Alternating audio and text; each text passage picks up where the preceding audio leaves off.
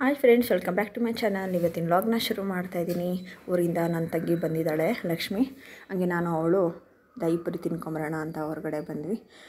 ಬಂದಾದಮೇಲೆ ಹಂಗೆ ವಾಕಿಂಗ್ ಮಾಡಿಕೊಂಡು ನಾವು ಅಮ್ಮರ ಮನೆಗೆ ಹೋದ್ವಿ. ನಾವು ಅಮ್ಮರ ಮನೇಲಿ ಹಂಗೆ ನಮ್ಮ ವಾಣಿನೂ ಇದ್ಲು, ನಮ್ಮ ಚಿನ್ನಮ್ಮ ಬಂದಿದ್ದಾಳೆ ಊರಿಂದ. ಸುಮಾರು ದಿನ ಆಗಿತ್ತು ನಮ್ಮ ಚಿನ್ನಮ್ಮ ಊರಿಗೆ ಹೋಗಿ ಇವಾಗ ಬಂದಿದ್ದಾಳೆ. ಓಕೆ ಫ್ರೆಂಡ್ಸ್, ವ್ಲಾಗ್ನ ಇಲ್ಲಿಂದ ಶುರು ಮಾಡ್ತಾಯಿದ್ದೀನಿ. ನನ್ನ ಚಾನಲ್ನ ಇನ್ನೂ ಯಾರೆಲ್ಲ ಸಬ್ಸ್ಕ್ರೈಬ್ ಮಾಡ್ಕೊಂಡಿಲ್ಲ ಅಂದರೆ ಬೇಗ ಸಬ್ಸ್ಕ್ರೈಬ್ ಮಾಡ್ಕೊಳ್ಳಿ. ಹಾಗೆ ನನ್ನ ವಿಡಿಯೋನ ಪೂರ್ತಿಯಾಗಿ ನೋಡಿ ಅಂತ ಕೇಳ್ಕೊತೀನಿ. ಇಷ್ಟ ಆದರೆ ಒಂದು ಲೈಕ್ ಕೊಡಿ, ಕಮೆಂಟ್ ಮಾಡಿ, ಶೇರ್ ಮಾಡಿ.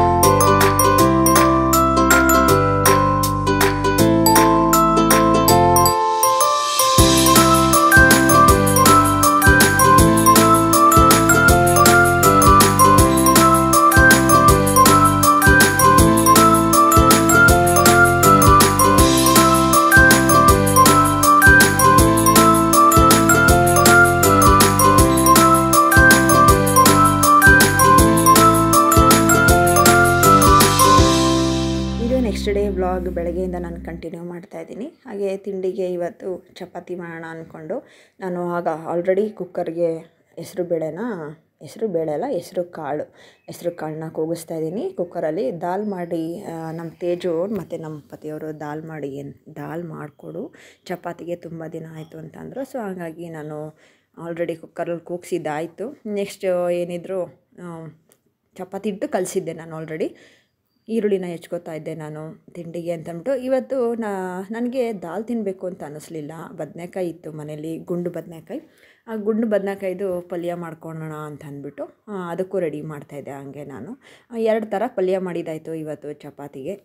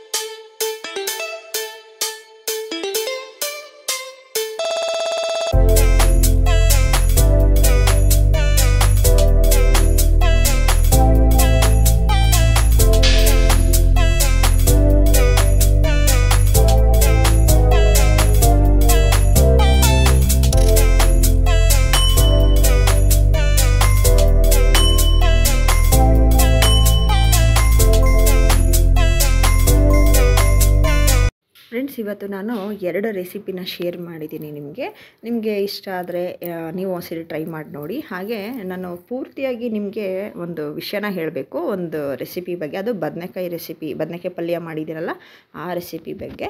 ಸೊ ನಾವು ಬದನೆಕಾಯಿ ರೆಸಿಪಿಗೆ ಒಂದು ಸೀಕ್ರೆಟ್ ಐಟಮ್ ಏನೇನು ಹಾಕಬೇಕು ಅಂದರೆ, ನಾನು ನಿಮಗೆ ಆವಾಗಲೇ ಆಲ್ರೆಡಿ ನೋಡಿದ್ರಿ ಅಂದ್ಕೊತೀನಿ. ನಾನು ಡ್ರೈ ಫ್ರೈ ಹುಚ್ಚೆಳ್ಳು, ಎಳ್ಳು ಮತ್ತು ಕೊಬ್ಬರಿ ಮತ್ತು ಕಡಲೆಬೀಜ ಇದಿಷ್ಟನ್ನು ನಾವು ಡ್ರೈ ಫ್ರೈ ಮಾಡಿಕೊಂಡು ಅದನ್ನು ಪೌಡ್ರ್ ಥರ ಮಾಡಿಕೊಂಡೆ.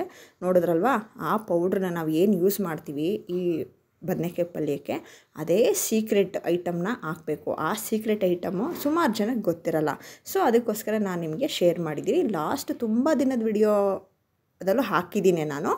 ಎಷ್ಟೋ ಜನ ಈಗ ಹೊಸ್ದಾಗಿ ಸಬ್ಸ್ಕ್ರೈಬರ್ ಆಗಿದ್ದಾರಲ್ವ, ಅವ್ರಿಗೆ ಗೊತ್ತಿಲ್ಲ. ಸೊ ಹಾಗಾಗಿ ಮತ್ತೆ ನಾನು ಶೇರ್ ಮಾಡಿದ್ದೀನಿ. ಈ ಥರ ಪಲ್ಯನ ಉತ್ತರ ಕರ್ನಾಟಕ ಕಡೆ, ಬಿಜಾಪುರ ಕಡೆ ಈ ಥರ ಪಲ್ಯ ಮಾಡ್ತಾರೆ. ತುಂಬಾ ಚೆನ್ನಾಗಿರುತ್ತೆ ಮತ್ತು ಅದು ಹೆಲ್ತಿ ಫುಡ್ ಅಂತಲೇ ಹೇಳ್ಬೋದು. ಏಕೆಂದರೆ ಉತ್ತರ ಕರ್ನಾಟಕ ಕಡೆ, ಬಿಜಾಪುರ ಆ ಸೈಡ್ ಕಡೆ, ದಾವಣಗೆರೆ ಆ ಕಡೆಯವರೆಲ್ಲ ಯೂಸ್ ಮಾಡೋದು ಜಾಸ್ತಿ ಕಡಲೆಬೀಜ. ಆಂಧ್ರ ಕಡೆಯೂ ಯೂಸ್ ಮಾಡ್ತಾರೆ ಕಡಲೆಬೀಜ, ಎಳ್ಳು ಇದೆಲ್ಲ ಯೂಸ್ ಮಾಡ್ತಾರೆ. ತುಂಬಾ ಒಳ್ಳೆಯದು ಅವೆಲ್ಲ. ಈ ಕಡೆ ನಮ್ಮ ತುಮಕೂರು ಸೈಡು ಅದನ್ನೆಲ್ಲ ಸ್ವಲ್ಪ ಕಡಿಮೆನೇ ಯೂಸ್ ಮಾಡೋದು. ಆದರೆ ನನಗೆ ನಂಗೆ ತುಂಬ ಇಷ್ಟ ಆಯಿತು. ನಮ್ಮ ಮನೆ ಕೆಳಗಡೆ ಒಬ್ಬರು ಮಾಡಿದರು ಒಂದ್ಸರಿ, ನಾನು ಅವ್ರ ಮನೆಗೆ ಪೂಜೆಗೆ ಹೋದಾಗ. ಹಂಗಾಗಿ ಅವಾಗ ನನಗೆ ಇಷ್ಟ ಆಯಿತು. ಹಾಗಾಗಿ ನಾನು ಕೂಡ ನಾನು ಚಪಾತಿ ಜೊತೆಗೆ ಟ್ರೈ ಮಾಡ್ತೀನಿ. ಹೀಟೇ ಆಗಿರ್ಬೋದು, ಬದನೆಕಾಯಿ ಸ್ವಲ್ಪ ಹೀಟೇನೆ, ಆದರೆ ನಾವು ಹಾಕ್ತೀವಲ್ಲ ಐಟಮು ಅದೆಲ್ಲ ತುಂಬಾ ಒಳ್ಳೆಯದಲ್ವ. ಹಾಗಾಗಿ ಇದು ಒಂದು ಸೀಕ್ರೆಟ್ ರೆಸಿಪಿನ ನಿಮ್ಮ ಹತ್ರ ಶೇರ್ ಮಾಡ್ತಾಯಿದ್ದೀನಿ. ನೀವು ಕೂಡ ಮಾಡಿ ನೋಡಿ, ತುಂಬ ಚೆನ್ನಾಗಿರುತ್ತೆ. ನೀವು ನೋಡಿದ್ರಲ್ವ, ಈಗ ಒಗ್ಗರಣೆಗೆ ಸಾಸಿವೆ, ಜೀರಿಗೆ, ಈರುಳ್ಳಿ, ಒಣಮೆಣ್ಸಿನ್ಕಾಯಿ ಆ್ಯಡ್ ಮಾಡಿದ್ದೀನಿ ಇವತ್ತು ನಾನು. ಏಕೆಂದರೆ ಸ್ವಲ್ಪ ಚಿಲ್ಲಿ ಪೌಡರ್ ಕಡಿಮೆ ಇತ್ತು ಅಂತ ಅಂದ್ಬಿಟ್ಟು ಒಣಮೆಣ್ಸಿನ್ಕಾಯಿನ ಆ್ಯಡ್ ಮಾಡಿದ್ದೀನಿ ನಾನು. ಇದಕ್ಕೆ ಕರಿಬೇವು ಸೊಪ್ಪು, ಈರುಳ್ಳಿ ಜಾಸ್ತಿ ಹಾಕಬೇಕಾಗತ್ತೆ ಈ ಬದನೆಕಾಯಿ ಪಲ್ಯಕ್ಕೆ. ಆಮೇಲೆ ಬದನೆಕಾಯಿ ನಾವು ಹಾಕಿದ ತಕ್ಷಣ ಸ್ವಲ್ಪ ಫ್ರೈ ಮಾಡಬೇಕು. ನಾವು ಆವಾಗವಾಗ ಕೈ ಆಡಿಸ್ತಾ ಇರಬೇಕಾಗುತ್ತೆ. ಏಕೆಂದರೆ ನಾವು ಸ್ವಲ್ಪ ದಪ್ಪದಾಗಿ ಹೆಚ್ಕೊಂಡಿರ್ತೀವಲ್ವ ಬದನೆಕಾಯಿ, ಅದೆಲ್ಲ ಕ್ಲೀನಾಗಿ ಫ್ರೈ ಆಗಬೇಕು. ಫ್ರೈ ಆದಮೇಲೆ ನಾವು ಖಾರದ ಪುಡಿ, ಧನಿಯಾ ಪುಡಿ, ನಾವು ಮಾಡ್ಕೊಂಡಿರೋ ಪೌಡ್ರು ಎಲ್ಲ ಹಾಕಿದ್ಮೇಲೆ ಲಾಸ್ಟಲ್ಲಿ ಸ್ಟವ್ ಆಫ್ ಮಾಡಿ ಕೊತ್ತಂಬರಿ ಸೊಪ್ಪು ಹಾಕಿದೆ. ಇವಾಗ ನೋಡಿದ್ರಲ್ವ. ಸೊ ನೀವು ಕೂಡ ಒಂದ್ಸರಿ ಟ್ರೈ ಮಾಡಿ, ತುಂಬ ಚೆನ್ನಾಗಿರುತ್ತೆ. ಇಷ್ಟು ಬೇಗ ಕೆಲಸ ಮಾಡ್ತಾ ಟೈಮ್ ಹೋಗಿದೆ ಗೊತ್ತಿಲ್ಲ.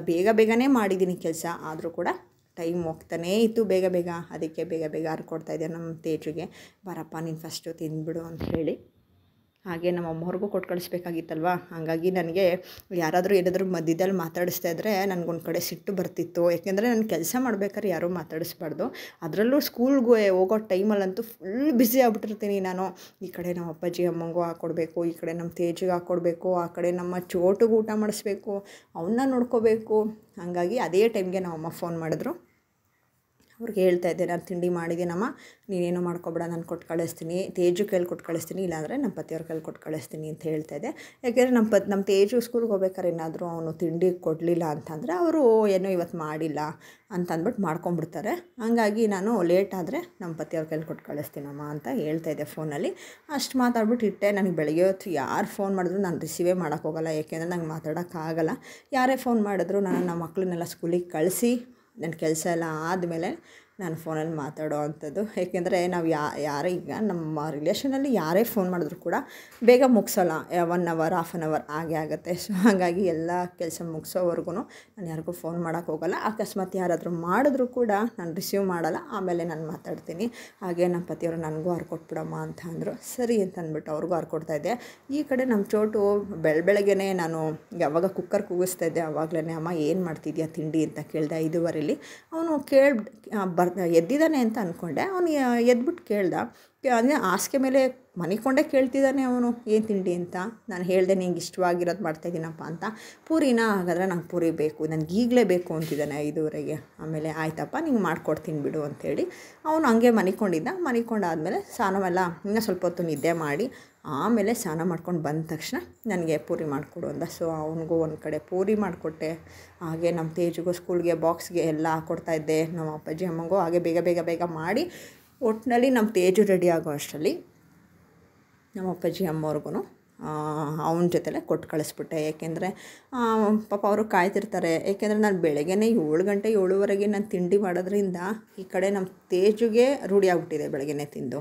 ಅವ್ರಿಗೂ ಕೂಡ ನಮ್ಮ ತೇಜು ಕೊಟ್ಟಿದ ತಕ್ಷಣವೇ ಅವರು ಬಿಸಿದೆ ತಿನ್ಕೊಂಡ್ಬಿಡ್ತಾರೆ. ನಾನು ಹೇಳ್ತಾ ಇರ್ತೀನಿ, ನಾನು ಕೊಟ್ಟಿದ ತಕ್ಷಣ ನೀವು ತಿಂದುಬಿಡಿ ಬಿಸಿದು ಅಂತ ನಮ್ಮ ಅಪ್ಪಾಜಿ ನಮ್ಮ ಅಮ್ಮಂಗೆ. ಹಾಗಾಗಿ ನಮ್ಮ ತೇಜು ಕೊಟ್ಟು ಹೋಗಿದ ತಕ್ಷಣ ಅವ್ರಿಗೂ ತಿಂದು ರೂಢಿ ಆಗಿರುತ್ತೆ 8 ಗಂಟೆ 8:15 ಒಳಗಡೆ. ಹಂಗಾಗಿ ಅದಕ್ಕೆ ಕೊಟ್ಟು ಕಳಿಸ್ಬಿಟ್ಟೆ, ಪಾಪ ಕಾಯ್ತಿರ್ತಾರೆ ಅಂತಂದ್ಬಿಟ್ಟು. ಈ ಕಡೆ ನಮ್ಮ ಚೋಟಿಗೆ ಪೂರಿ ಮಾಡ್ತಾಯಿದ್ದೆ.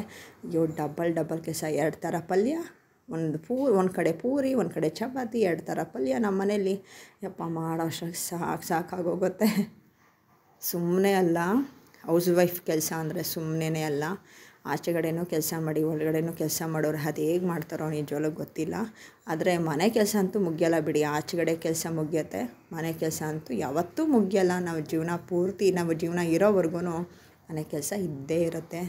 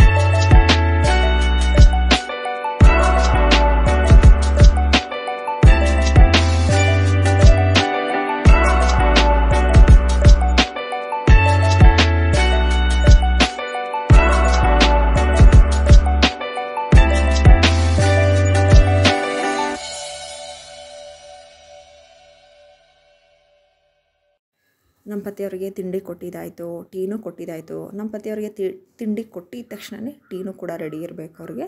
ಹಾಗಾಗಿ ಟೀನೂ ಆಯಿತು. ಈಗ ಈ ಕಡೆ ನಮ್ಮ ಚೋಟಿಗೆ ರೆಡಿ ಮಾಡ್ತಾಯಿದ್ದೆ.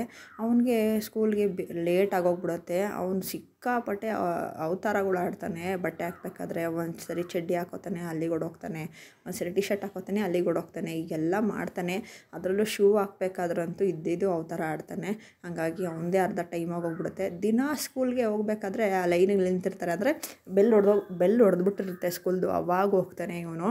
ಎಷ್ಟೆಲ್ಲ ಅವತಾರ ಮಾಡ್ತಾನೆ ಅಂದರೆ ಹೊಡೆದ್ರೆ ಒದೆ ತಿಂತಾನೆ ಅಂದ್ಬಿಟ್ಟು ಹೊಡಿಯೋಕೆ ಹೋಗಲ್ಲ. ಈ ಕಡೆ ನೋಡಿ ನಮ್ಮ ಮನೆ ಎಷ್ಟೆಲ್ಲ ಅಂಡಿದೆ. ಮಕ್ಕಳು ಹೋಗೋಷ್ಟರಲ್ಲಿ ಇಷ್ಟೆಲ್ಲ ಆಗುತ್ತೆ ನಮ್ಮ ಮನೇಲಿ. ಮಧ್ಯದಲ್ಲಿ ಏನೋ ಬೇಗ ಕೆಲಸ ಮಾಡ್ಕೊಳ್ಳೋಣ ಅನ್ಕೋತೀನಿ, ಆಗೋದೇ ಇಲ್ಲ. ಈ ಕಡೆ ವಾಷಿಂಗ್ ಮಿಷಿನಲ್ಲಿ ರಾಶಿ ಬಟ್ಟೆ ಇದೆ. ಇಲ್ಲಿ ನೋಡಿ ಎಷ್ಟು ರಾಶಿ ಬಟ್ಟೆ ಆಚೆಗಡೆ ಇದೆ, ಇನ್ನು ಒಗಿಬೇಕು. ಟೇಬಲ್ ಮೇಲೆಲ್ಲ ಬುಕ್ಸ್ ಎಲ್ಲ ಅಂಡಿರ್ತಾರೆ ಮಕ್ಕಳು. ಈ ಕಡೆ ರಾಶಿ ಪಾತ್ರೆ. ಅವ್ರು ಹೋದ್ಮೇಲೆ ಸ್ವಲ್ಪ ಹೊತ್ತು ಒಂದು 5 ನಿಮಿಷ ನಾನು ಒಂದು 5 ನಿಮಿಷ ಕೂತ್ಕೊಂಡು ರೆಸ್ಟ್ ಮಾಡಿ ಆಮೇಲೆ ನಾನು ಮಾಡ್ತೀನಿ. ಏಕೆಂದರೆ ಅವರು ಹೋಗ್ಬೇಕಾದ್ರೆ ಬೆಳಗ್ಗೆ 4:15 ಹಿಡಿದು ಸುಮಾರು ಒಂದು 8:45 9 ಗಂಟೆವರೆಗೂ ನಂಗೆ ಫ್ರೀನೇ ಆಗೋಲ್ಲ. ಫ್ರೆಂಡ್ಸ್ ನೋಡಿದ್ರಲ್ಲ ಇಷ್ಟೆಲ್ಲ ಅಂಡಿದೆ. ಯಪ್ಪ ಈಗ ಮಕ್ಕಳು ಹೋಗೋವರೆಗೂ ನಮಗೇನೂ ಕೆಲಸ ಮಾಡೋಕ್ಕಾಗಲ್ಲ. ಮಕ್ಕಳು ಹೋದ್ಮೇಲೆ ಕೆಲಸ ಮಾಡ್ಕೊಳೋ ಅಂಥದ್ದು. ಎಲ್ಲರ ಮನೇಲೂ ಹಿಂಗೆ ಇರುತ್ತೆ ಅಂದ್ಕೊತೀನಿ. ಯಪ್ಪ ನಮ್ಮ ಮನೇಲಂತೂ ಸಿಕ್ಕಾಪಟ್ಟೆ ಕೆಲಸ ಇದ್ದೇ ಇರುತ್ತೆ. ಬಟ್ಟೆಗೆ ಬರೋಲ್ಲ, ಪಾತ್ರೆಗೆ ಬರೋಲ್ಲ ನಮ್ಮ ಮನೇಲಿ. ಓಕೆ ಫ್ರೆಂಡ್ಸ್, ಇಲ್ಲಿಗೆ ನಾನು ವ್ಲಾಗ್ನ ಎಂಡ್ ಮಾಡ್ತೀನಿ. ನಾಳೆ ನಿಮ್ಗೆ ಹೊಸ ವಿಡಿಯೋದಲ್ಲಿ ನಾನು ನಿಮಗೆ ಸಿಗ್ತೀನಿ. ನನ್ನ ಚಾನಲ್ನ ಇನ್ನೂ ಯಾರೆಲ್ಲ ಸಬ್ಸ್ಕ್ರೈಬ್ ಮಾಡ್ಕೊಂಡಿಲ್ಲ ಅಂದರೆ ಬೇಗ ಸಬ್ಸ್ಕ್ರೈಬ್ ಮಾಡ್ಕೊಳ್ಳಿ. ಹಾಗೆ ನನ್ನ ವಿಡಿಯೋ ಇಷ್ಟ ಆದರೆ ಒಂದು ಲೈಕ್ ಕೊಡಿ, ಕಮೆಂಟ್ ಮಾಡಿ, ಶೇರ್ ಮಾಡಿ. ಓಕೆ ಫ್ರೆಂಡ್ಸ್, ಬಾಯ್. ನೆಕ್ಸ್ಟ್ ವ್ಲಾಗಲ್ಲಿ ನಾನು ನಿಮಗೆ ಸಿಗ್ತೀನಿ. ಇದೆಲ್ಲ ಕ್ಲೀನ್ ಮಾಡಬೇಕು. ಓಕೆ ಫ್ರೆಂಡ್ಸ್, ಬಾಯ್.